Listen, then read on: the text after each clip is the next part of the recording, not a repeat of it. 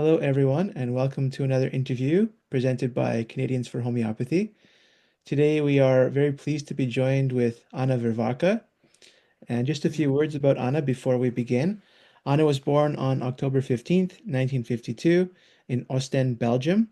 And after studying art, Oriental studies, and anthropology, she then trained in classical homeopathy in Belgium and in the Netherlands at the School for Homeopathy. She established the Center for Classical Homeopathy, the CKH, in Leuven, Belgium, which organizes a 5-year training course, a masterclass, seminars, and an international training. Anna served as program creator, teacher, and director of this school for 15 years, and she has been in practice since 1989. Anna has developed her own style of practice, the vital approach method, which is based on over 40 years of accumulated teaching and practicing seminar attendance, and investigation in her private practice. The vital approach method is based on classical homeopathy, supplemented with the works of contemporary thinkers and insights from phenomenology and linguistics. She gives international trainings and seminars, offers postgraduate seminars, master classes, and online trainings. Anna has published novels and 12 books. Her latest book, A World Map of Homeopathic Families, recently came out in English in 2022, and it introduces the concept of second dimension and third dimension groups and the vital approach map of homeopathic families, which Anna likens to a treasure map for the simillimum. She has many other books in English, including The Charm of Homeopathy, Behind the Glass Screen, The Vital Approach, Homeopathy, Strange, Rare, and Peculiar, and others. And we will have a link to Anna's website in the description in case you'd like to learn more. So thank you so much, Anna, for joining us. Well, that was a mouthful, eh? Thank you for introducing me. Um, yeah, where do we start? Well, why don't we start with a very basic but at the same time complex question. What is homeopathy in your understanding? What is homeopathy? What are we doing when we're practicing homeopathy? Yeah, that's the most interesting question indeed. So I usually start with saying what is homeopathy not. That makes it simple, because everybody has an idea about homeopathy and not many have an accurate idea actually. And it's not herbalism. So it's not a natural healing method with natural products because it's confused many times with sometimes with plant medicine. And we understand why, because when you see, homeopathy announced, usually the logo has a plant. And of course, we use a lot of plants as well in homeopathy, but there are like, let's say, more differences than similarities. So one of the reasons for the confusion, and I already said one, the another one is that we have different kind of homeopathy. We have clinical homeopathy, we have which is more or less acute prescription, and we have constitutional homeopathy, which is a whole other ball game.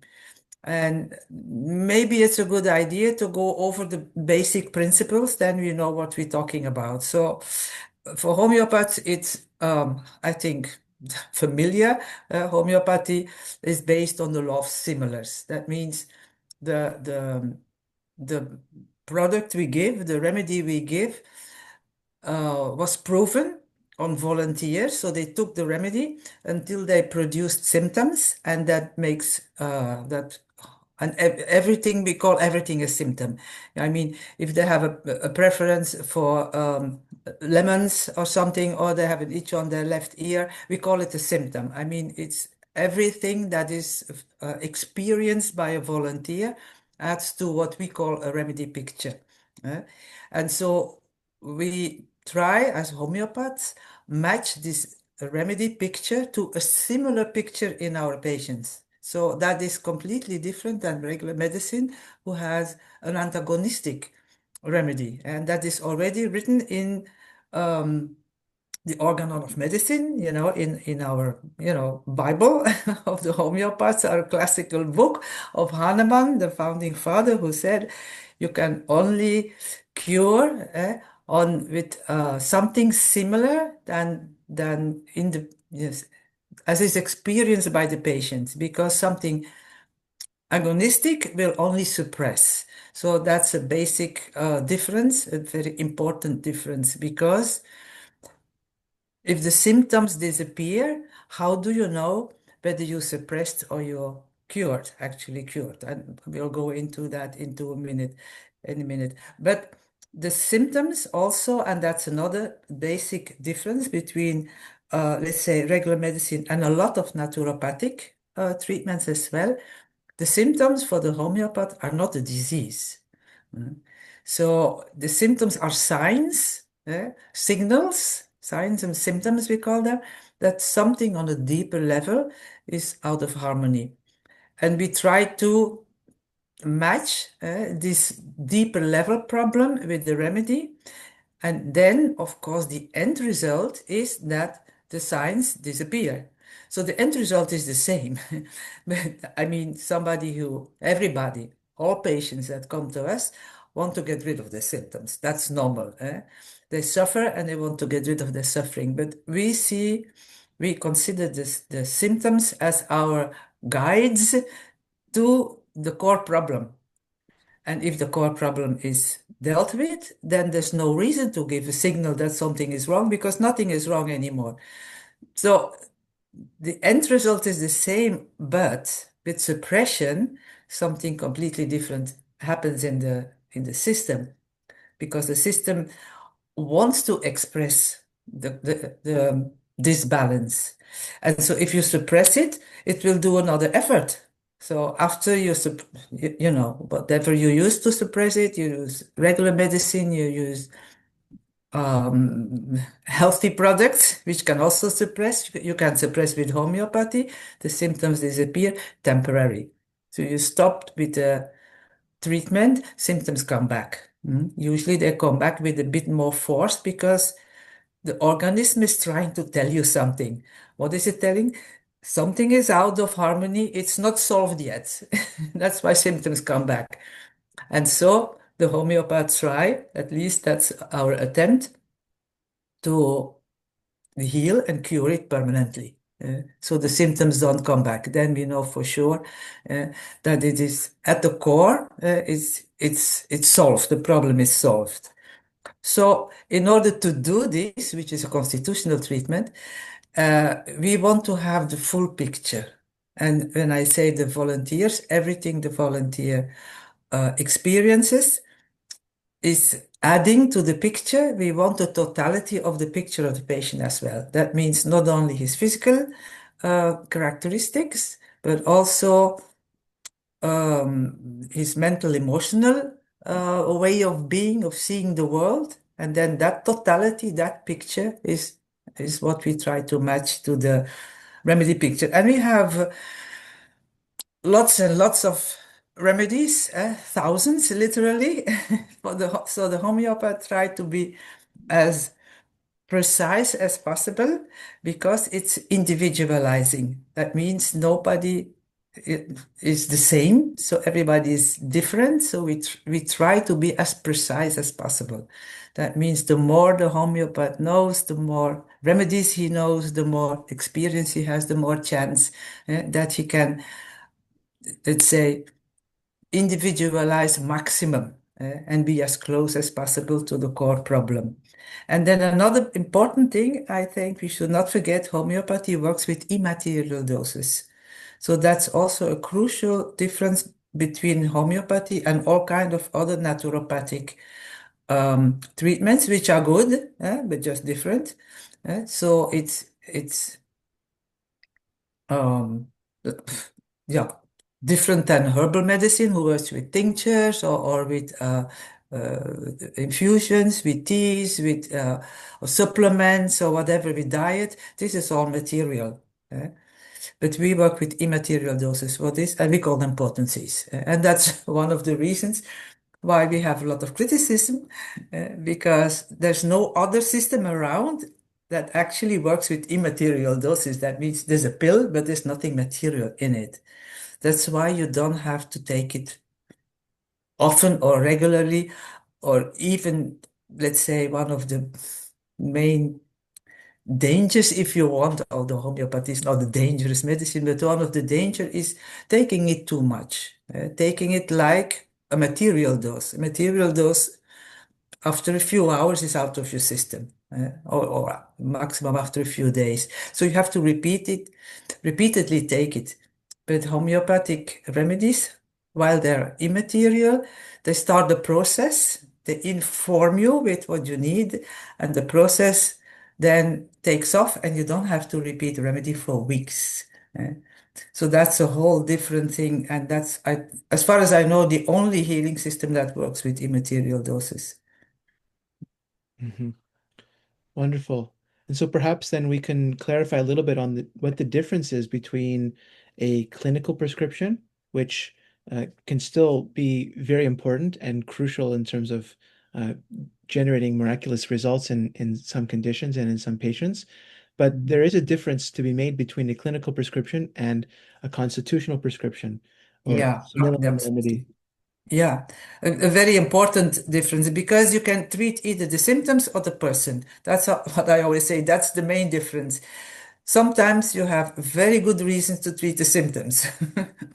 Why? Because they might be dangerous, they might be very painful, the patient needs help quickly. It's an acute situation. Then you want to treat the symptoms, and you're not gonna ask for 2 hours how is his mind and how is his experience in life and etc. You concentrate on the symptoms. And but you keep the homeopathic rules in mind that you have to individualize, that you have to try to get the full picture, the totality, like not prescribing on specifics. Yeah, you have a throat infection, that's your remedy for throat infection, you pop in lachesis. No, we try to do better. We try to have an idea of this particular patient's throat infection or this particular pneumonia. Is it left, right? Is it up, down? So we individualize even the symptoms of the clinical prescription. And in that case, you can see those miraculous cures because if it's precise, then it's very fast, faster than antibiotics or whatever. Uh, and how do you see? It's not only very fast, but you see, like the patient changes immediately. It will go without any leftovers. He's not only feeling better, he's cured. And he can be cured overnight. If somebody says, yeah, I use homeopathy for, in my family when we have a flu, and you have to be patient because usually it takes a week or something, then, well, yeah, it didn't do anything. I mean, the remedy was not accurate and the flu would have been, dealt with anyway by your healing properties you have in your body anyway. After a week, you would feel better without remedy. So if somebody says, yeah, you have to be patient with homeopathic prescription because it takes 4 or 5 days, and I said, oh, yeah, I'm not saying it's not good. You can give it a try. It's not dangerous, and at least that it keeps people from taking antibiotics. So in a way, it's good. But it takes also a little bit of skill to self-prescribe for clinical reasons. And there are homeopathic kits that come with a little booklet.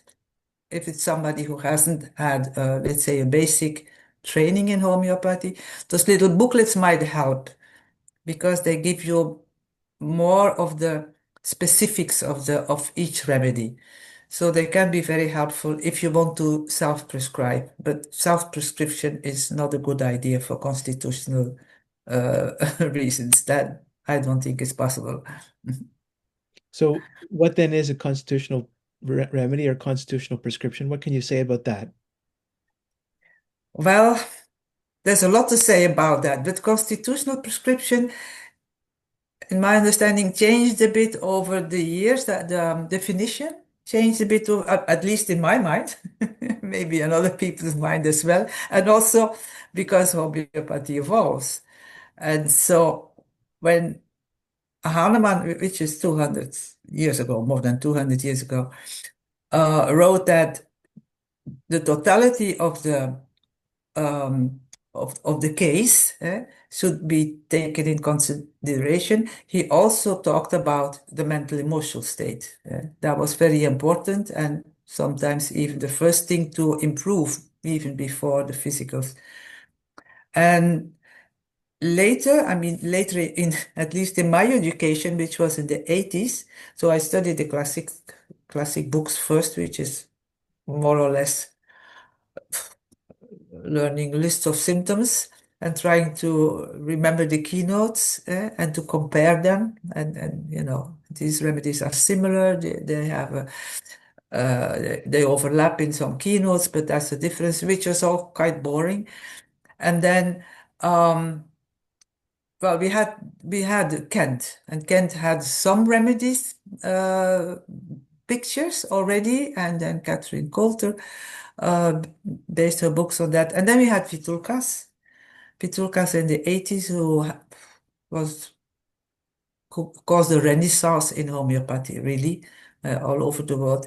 And he came with his essences, what he called not the totality of the symptoms, but the essence of the person, which was a deeper thing, that you could understand the person from his most characteristic being, and then all the rest was explained by it. Mhm.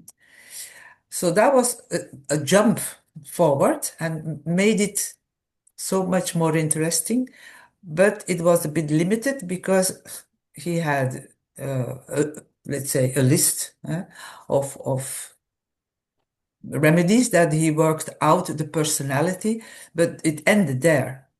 So it was maybe limited. I don't even think we had 100 of Vitulkas, maybe some 50.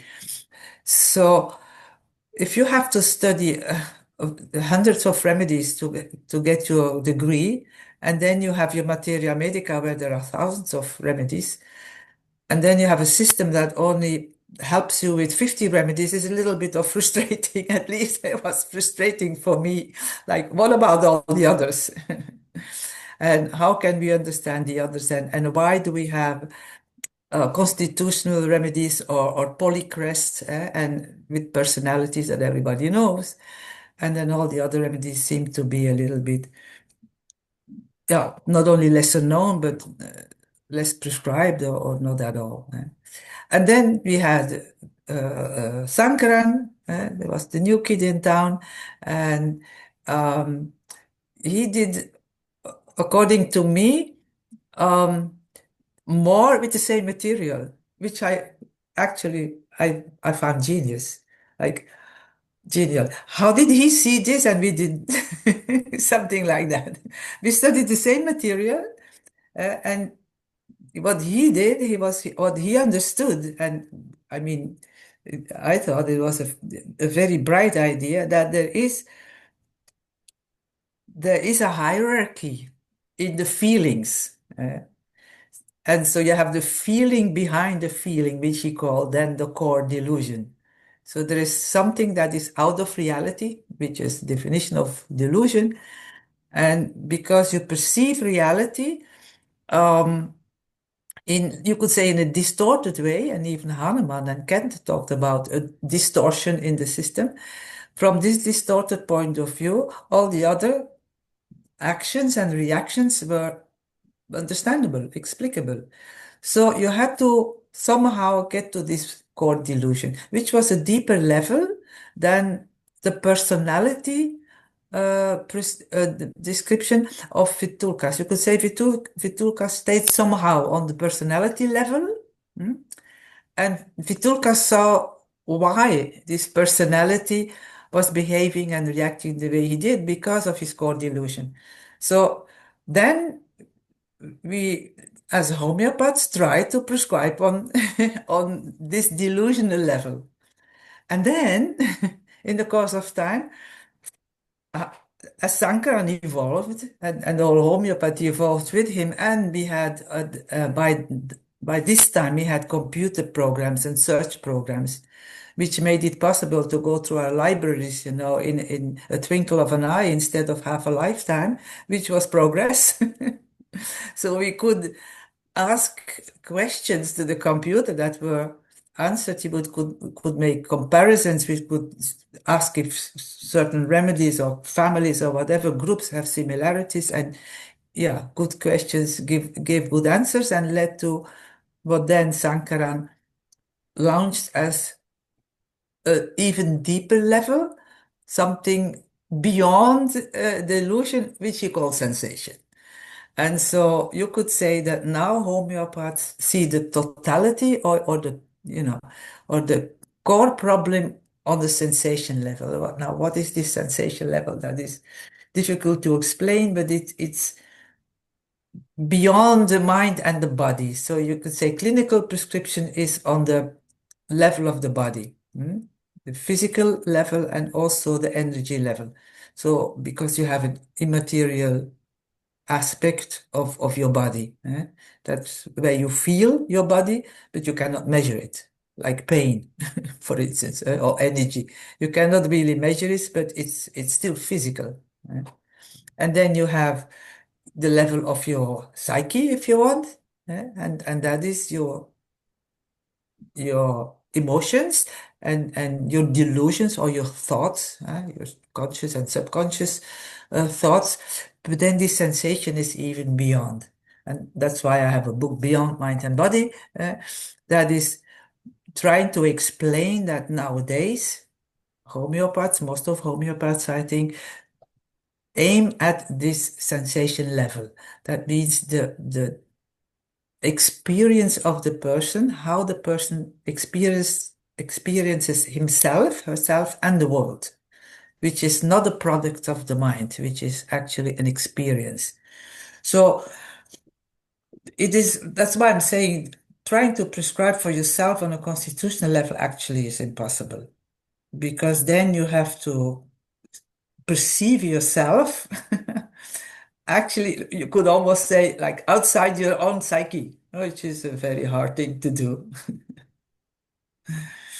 Yeah. So we're trying to prescribe on the vital level, which, as you said, Mm. I think it's an important point to emphasize or to stress again, contains mind and body, but fundamentally is beyond mind and body. It can be reduced to the mind or to the body.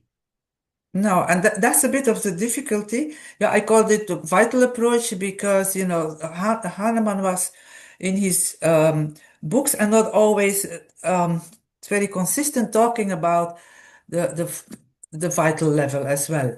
So like disease as a disturbance on a vital level, sometimes he call it a dynamism and nobody really or defined what is this vital level or the definitions were not all the same. Uh, but and a sensation in Dutch, I have to admit. When you say sensation in Dutch, it sounds like um, it's not something you can ask to the patient. It's like sensational. You see, yeah, like it's not a word that we would use for an experience. So we would use the word feeling, but of course, feeling is you if you want emotional feeling. It's also you can say delusional feeling, and then it's also your sensation level. So I had to find another word. And that's why I use vital, because then it's in accordance with Hahnemann. So that's why I'm always saying it's very classical because I adhere to the classical principles, but it's also, let's say, the most advanced up to now level or the deepest level, if you want, that homeopaths prescribe on. And that's the biggest difficulty. It's not psychology. And that's a bit of the trap that we are so used to approach problems in a psychological way. Uh, We all are. And I mean, even doctors, medical doctors now accepted, I think, the idea of psychosomatic diseases. Like there is a psychological factor aspect in a lot of somatic diseases, if not in all. But that is still the idea that from the, the psyche, the problems originate. Mm. And in a way, they do, because if you have, let's say, constant irritation, you might as well have stomach ache. So there are links. There is cause and effect because every feeling you have will have a physical equivalent. but that doesn't explain it. Mm. So it is for the homeopath, the reason why you're, for instance, always irritated and then causing your stomach ache, that is what we are looking for. Eh? Where is this psychological problem originating? Where is it coming from? And we will not try to explain it well, because it's always your mother, because your mother and your father treated you wrong or whatever. eh. So we're not going to look for the why question, which we do in psychology, why you feel the way you feel, and from the idea that if you find the cause, then you can solve the problem, because we all think in cause and effect. We trained like this. Yeah. And also in psychology, that is the way the psychologist will approach a case. First, how do you feel, but why do you feel that way? Eh? And then he will either try to make you accept the feeling. It's okay because you have a reason to feel like that. You're not crazy. You have a good reason. And then maybe forgive the one who gave you this feeling. And then you have to live with it. Then the problem should be over. But as homeopaths, and that's a difficulty, we for us, the reason why you feel the way you feel lies beyond. Uh, And it's not so much the why, because in the end, it becomes a bit of a nonsensical question. Why are you the way you are? So Hmm. we don't try to explain why you are the way you are, but who are you? How do you feel? How is it for you? Yeah. And that is the basic approach, for a constitutional prescription. I mean, nowadays and for me. Hmm. Yeah, and the psychological why questions, of course, as you say, we are living in a very psychologizing culture Oh, absolutely. where psychology is everywhere, from, the most popular Hollywood movies to, self-help guides on YouTube and so on Oh, and so. yeah. And so Yeah. it's very difficult to escape and very difficult to begin to conceptualize that the why question, the psychologizing question, actually sometimes it can lead us to feel better in the sense that we think we understand. Yeah. And Yeah, when we think we exactly. have an understanding or we think we have an explanation of something, then the suffering that we experience becomes a little bit more tolerable. Yeah. But Yeah. fundamentally, the why question isn't leading us to a deeper understanding, you could say, of the innate nature or state of the person. No, absolutely not. If you're homeopath and well trained, and that's what I'm trying to tell my students, or the practicing homeopath. If you listen to the explanation, you say you get an explanation, you hear that most of the explanations make no sense at all. They're just accepted as explanations, and they all come down to the same. I was not good enough. My mother didn't love me enough. It's all the same course, more or less. And my father was authoritarian. And, and then you have all different people. And Mhm. in the same household, you have all, different siblings with the same horrible parents, doing the same thing. So we actually, when you listen, the explanation mostly is no explanation at all. Where it is an explanation, we rule it out, because then it's not a symptom. If you have suffered from a traumatic event and you react in a appropriate way, which is expected, which is in let's say in proportion to what happened, then you can explain it in a psychological way very well. This happened. This is what you can expect. This is how you did reacted, and this is how long you reacted. That's within the normal ranges.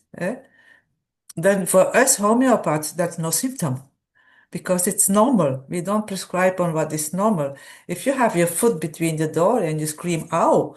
we don't prescribe on that, because it's normal. We don't give arnica, we say keep your foot out.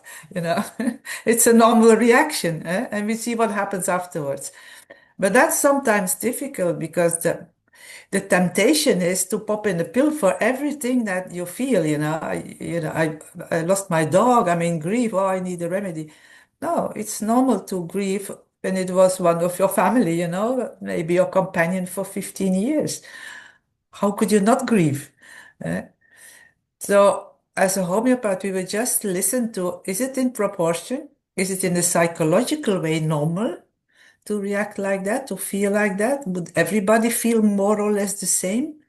Then it's not a symptom for us. The symptom is, and that's a bit funny for non-homeopaths, we basically listening for what is abnormal, because abnormal means individual. That's, there's nobody like you, and we try to figure out, you can talk to us for hours, and we try to figure out what is something we never heard before that belongs to you and nobody else. Your way of being, your way of reacting without or regardless of all the explanations you have. Hmm. And would you say that even this core identity, yeah, who the person is something that is innate, that is to say, that is not modified or conditioned by the various experiences or traumas, etc., that a person has, but is actually a state that a person is born with, that core essential thing that is carried with a person throughout the course of their existence? I would say yes, but not all homeopaths would agree with me. And one of the reasons is that Hahnemann was also ambiguous in his writing to start with. So homeopaths can always prove their points when they, show the books of Hahnemann. He, especially with his miasm theory, which maybe is not the subject of this talk, but he had miasm theory, it's like something that you can um, either inherit or get at the moment you're born. Well, yeah, that's food for discussion. But apart from the miasm theory, a lot of homeopaths still prescribe on causation, which they see as the reason why the problems is the way it is, the reason why the patient feels and behaves the way he feels. And for me, not only as an anthropologist, because we had the nature or nurture question to solve, but also as somebody with a common sense, I would say that if,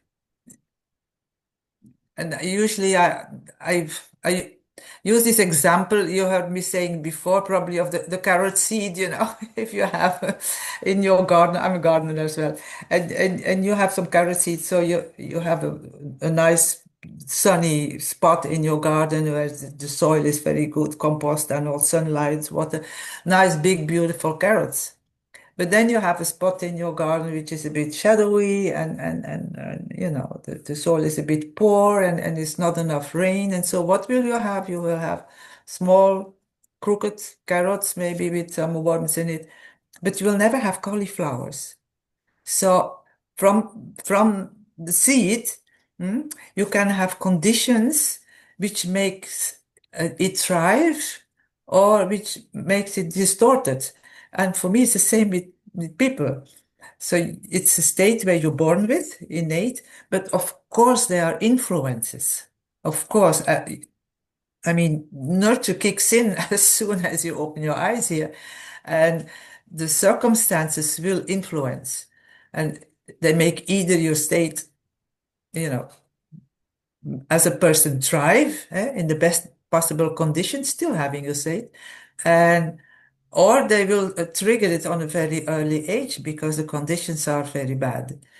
But it's the same thing. And for us, it's complicated as a homeopath because if somebody has bad conditions and a lot of traumatic events, we have to rule them out, all of them, see what is, natural to react, normal to react to them. And then, regardless of all that, try to figure out what is the innate state underneath. Mm. Hmm. Yeah, because even when we have very traumatic pattern of experience that a person has in his or her life, there Mhm. still is uh, at the bottom a unique way of reacting and responding to those particular Absolutely. situations. You Absolutely. you have people that tend towards more kind of aggressive and combative styles, and other people that, are very quiet and don't react and keep everything internalized. And that Yeah. is that those patterns of reactivity are not really explainable by the external events, but by the inner state and inner responsivity of the person. Yeah, and that makes homeopathy so unique, because it's not psychology. eh. And also, when the patient will talk about things that happened to him, if you hear a sibling, it's like they talk of different parents because their experience was completely different. So they pick and choose the events that they were sensitive to from in the beginning to begin with. So I'm not saying the events didn't happen, but every day you have half a million possibilities to pick and choose what somebody said, what you thought, what you saw, whatever. And you pick and choose what you resonate with. eh? And so you have a colored version of what happened anyway. eh? And what the patient tells now about then is still active. Because of his state. Otherwise, he would have forgotten it. I mean, if you see a patient 65 years old and he talks about his teacher in kindergarten who punished him because he wet his pants, I mean, that is literally 60 years later.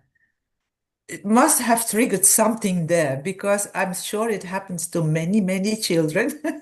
And not everybody is traumatized by it for 60 years. So it must be the innate state, to, to, to keep that memory and to tell it to you now. So then we know that these stories, these events that people chose are actually something that resonates with their innate state they're born with. Mhm.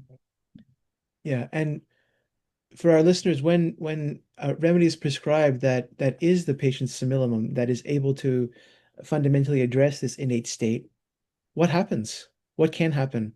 How do we know that an effect is taking place at that level versus what might happen with an acute prescription? Yeah, that's a good question because it's not that simple. One of the reasons is the expectations of the patient. That's one. Second is the expectations of the homeopath. And then the third thing is everybody's different. So I'll try to go through all of this. Expectation of the patient. If the patient was ever exposed to a clinical prescription which was fast, uh, and very clear, uh, then they might expect the same with the constitutional remedy. It doesn't happen. Something that, you had since yesterday, uh, is a whole different thing than a state you're born in. The physical is on level, yeah, I work with the level theory. So the 5 levels, physical level, I consider as level 1, and then energy level as level 2. So, and then emotional 3, and psyche, delusional 4, and we're talking about sensational vital, which is 5. But clinical prescription, acute prescription is on level 1 and 2, and most likely very clearly on level 1. uh, and you give a remedy and it is cured miraculously within hours. And the patient comes to you and now I want a constitutional remedy and the miracle doesn't happen next week, they might be disappointed. Now, some homeopaths also expect the good remedy, like the best remedy, the simillimum, the holy grail of homeopathy, to act immediately. And the problem is sometimes it does, sometimes it doesn't. So that's difficult for us because if it does, it's miraculous. And it's clear. It's clear for the patient, it's clear for you. There's no doubt about it. That's bingo. But some patients are a bit slower, let's say not some, most of them, majority, are slower and slowly but steadily they move towards more harmony, towards more coherence. And that's the end result basically is the same. So for us homeopaths, it's also very important not to have unrealistic expectations about the speed, and also to translate this, to tell this to our patients that even if you don't feel much the first few weeks, maybe even the first months, you will still be in doubt. It's not a problem. We have criteria to see if your remedy is working. Now, what do we expect? Of course, the end goal is happy and healthy. That's very simple. But how do we get there? And how do we see that we are on the right track? As we talked about the totality of the symptoms, that means most of the patients have symptoms, and symptoms, as we said, is everything that is characteristic for the patient. Um, so we'll have symptoms, signs, and symptoms on different levels. They might have a few physical complaints, they might have a bit of problems with their energy, or sleeping problems, which is also energy level, or some pains that are not explained by some material or organic pathology, but still there's pain, like migraine or something that would be level 2. Most of them will have some emotional issues and some maybe some fears, which could be unconscious level 4 problems. And then, if possible, we don't always have it, but sometimes we also have clear indications for level 5. But most of the patients are not capable of verbalizing it because nobody has a clue what you're after. What is there beyond psyche? But anyway, let's say we have indications. So how do we know if the remedy is working? Well, we gave a remedy, let's say on level 5, and level 3 is getting better. Then we know the remedy is working. Still, even when there's still the same problems on level 1 and 2, the patient might say, my sleep is still bad, your remedy didn't work. Yeah, but how is it um, with your worries about, fear of poverty, whatever? Oh, now that you mention, I haven't been thinking about it lately. Okay, something is changing there, something deep in the person. It's a fear, it's a concern, it's something that they carry with them. Then we know because we gave a remedy at level 5, and another level is already moving towards more coherence, more harmony. The rest will follow. So we just check the criteria. What do we expect in the end? For all of them to either disappear when they're annoying or to become harmonized. Let's say the feeling is extreme, that it comes back to healthy proportions, that the patient still has the possibility to have all kind of feelings, but when it's appropriate in the situation. So that is what we would expect, and no irrational fears, no dwelling on things of the past or whatever that was, you know, plaguing them and they were complaining about, that this disappear. That in the end, the patient says, okay, I don't know what to tell you. Basically, I feel well. Hmm. Yeah. And it can also be such that, as you say, when a patient is better, there might even be a forgetting of just how severe the state was prior to the remedy. Because in a Okay. way, there's no reason for the intelligence and memory of the organism to hold on to sufferings that no longer have a place. Absolutely not. I always say you don't think about the thing you don't have. The pain you don't have is not in your mind. There's this Arab proverb. They say you have to make your patient promise how much he will pay you when you know, um, release him of all his sufferings, because afterwards he will deny that it was that bad. You know. So you have to do it at the summum of their suffering. How much is it worth for you to get better? And they will promise you the earth. Mhm. And Yeah. it's true because afterwards you say, oh, it was not that bad. And by the way, I also did some yoga. I think that helped. Mhm. Yeah, because because the remedies themselves are intangible, it's Yeah. difficult to attribute some kind of uh, effect on that deep level. Yeah, and so Yeah. there is a tendency, especially in this largely materialistic kind of age that we exist in, to always try and find some tangible explanation for things. But in Yeah. a way, homeopathy challenges us in that respect. It's still mysterious, no matter how many decades I'm doing this. And the furthest I got was in my understanding, and it's up to now, my change that it is actually information. It is, if if you want, Um, Maybe the frequency pattern actually of some information that the patient needs. Mhm. And that would, for me, also explains why somebody might need more doses of a remedy or stronger ones. Maybe the information needs to be shouted a bit louder or needs to be repeated a few times because we all have the experience that you read a book, hmm, and then 20 years later you read the same book and you said, now I get it. You know, after repetition, you have the feeling that now you understand it. If you read it 10 years later, you will have the same feeling. Now I really get it. I mean, by repetition of some, wise words, usually as you grow wiser yourself, eh, you understand more of it. So you have to also be ready somehow to um, accept to receive the information that is given.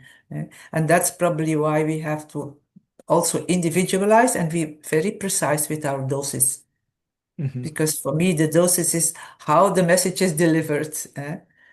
And it can be either too soft or too loud, eh, or not, let's say, repeated too often that you blunt yourself, like you don't listen anymore because it's repeated all the time, or it's not repeated enough and you forget about it. eh. And Hmm. that's when a patient relapses, I think, that it has a good effect and then he relapses. He forgot about it. You have to repeat him again and remind him again. That's the information you need.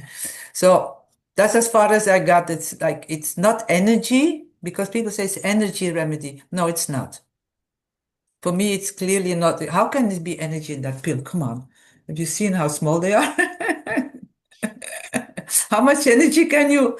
Well, maybe some physicists can put a lot of energy in a small pill, but I would be surprised if homeopathic companies could do this. It's not adding energy, which is in itself a very good idea, by the way. If people are, let's say, if their battery is charged, then I think remedies work better because with a flat battery, it's very difficult to distribute the information given by a homeopathic remedy. But it's not, we don't charge the batteries. Mm. Yeah. That's my idea. Mhm. Yeah, and energy also as a concept or notion that people have in mind can mean almost anything. Yeah, yeah, But it's become quite a vague notion. absolutely. Mhm. Yeah, especially, and yeah, a lot of people shout on everything is energy, and then then it loses its meaning because sentence that start with everything is. Yeah. Right. And one more point I want to pick up on is that, and it's quite unique to homeopathy. So far as I'm aware, there's no other system of medicine that uses this kind of understanding. But the remedy, the medicine that's prescribed, and the disease, let's call it, of the patient are the same. Yeah, yeah. That is also unique for homeopathy. Yeah. So the diagnosis and the solution is the same. That's why I'm saying it's almost like it's a spell. And even Hahnemann says so in aphorism 143. It's like a spell, on a person. And once you know the name of the spell, it's like in that fairy tale, then the spell is broken. Once you know the name. And we can say that's the name of your remedy, that's your diagnosis and your remedy. Like the spell is broken. Yeah. Yeah, no other healing system comes even close to to what we're doing. And that's why I'm saying most people have an idea of what is homeopathy, but I don't think that many people have an idea of what homeopathy is really doing, what he is really looking for, and what is the scope of homeopathy. Because if you find that remedy, diagnosis remedy, and the spell is broken, it's a complete transformation. It's not only like, oh, I have no symptoms. It's feeling so much more okay with yourself because that's how I explain it. Our conditions to be okay is our limitations that are suffering, the idea that we're not okay. And then you give a remedy, and then these conditions widen, and you are more okay in more situations. The conditions are loosening, and loosening. And at the end, you feel okay in, let's say, all situations. You're okay with yourself, you're okay with other people, because that's the natural result. And so your life becomes a lot more easier. eh, And, all these needless, unwelcome thoughts in your mind, this monkey mind, they shut up. Yeah. Hmm. So that's, I think, the only healing system that I know that aims at this result and is capable of bringing it about. Isn't that a wonderful thing? Hmm.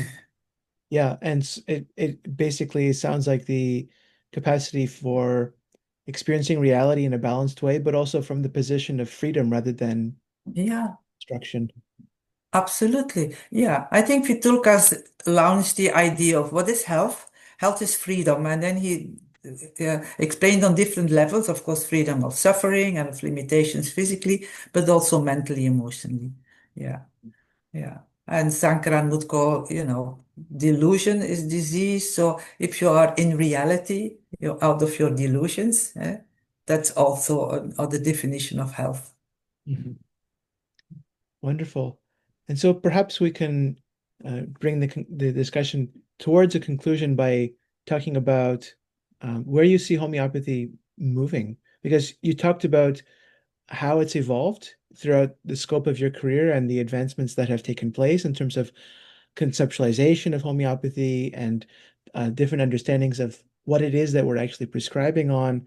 And so now here we are in the year 2025, and where do you think homeopathy can go, or what can you say about the future of homeopathy in general? Well, what can I say? Well, with all this progress we made, homeopathy became more difficult. Yeah, because we have many more remedies. We are looking for deeper reasons.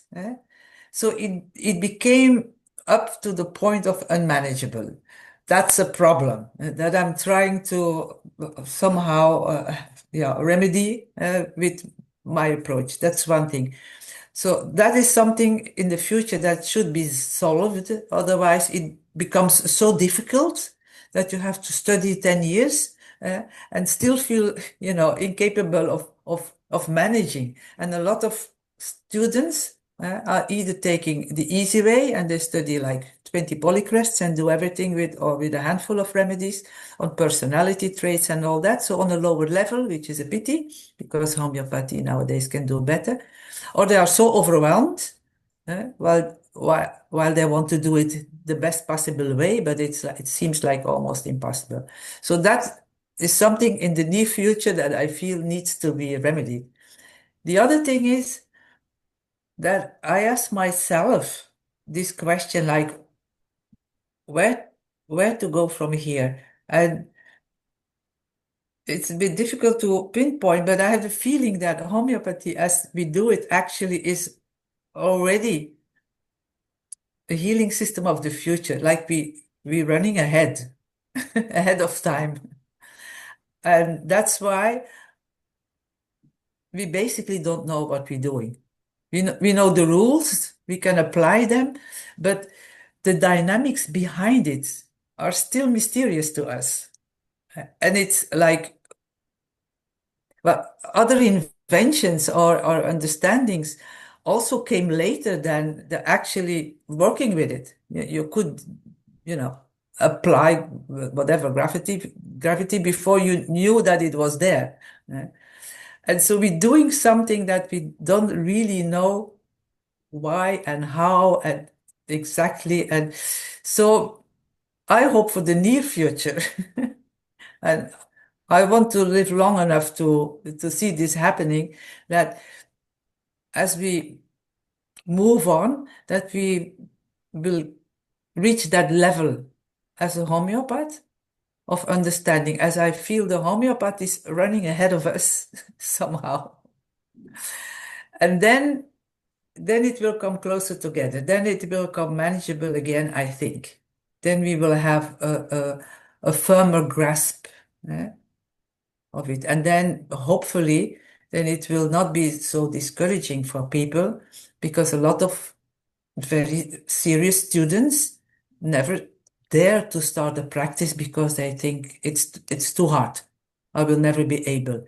And this problem should be solved because homeopathy is too has so much potential that that I hope I'm not seeing the future, but I'm hoping for the future that this will be solved soon. Hmm. Yeah, and with every science, there is always, with more time, increasing degrees of complexification that take place. Yeah, Start with the observation of a certain kind of phenomena, but then as that phenomena is more deeply understood, we see that there's more and more and more and more dimensions to what's actually going on, what's actually taking place. it is. Yeah, yeah, yeah. Excellent. So, Okay. any final thoughts or anything you'd like to leave our listeners with? Well, I can only say with people who are interested in homeopathy or want to study it, it's the most fascinating thing. You have no idea what to start, and there is no end to it, but it's never boring for sure. Excellent. Thank you so much, Anna. It was my pleasure, Victor.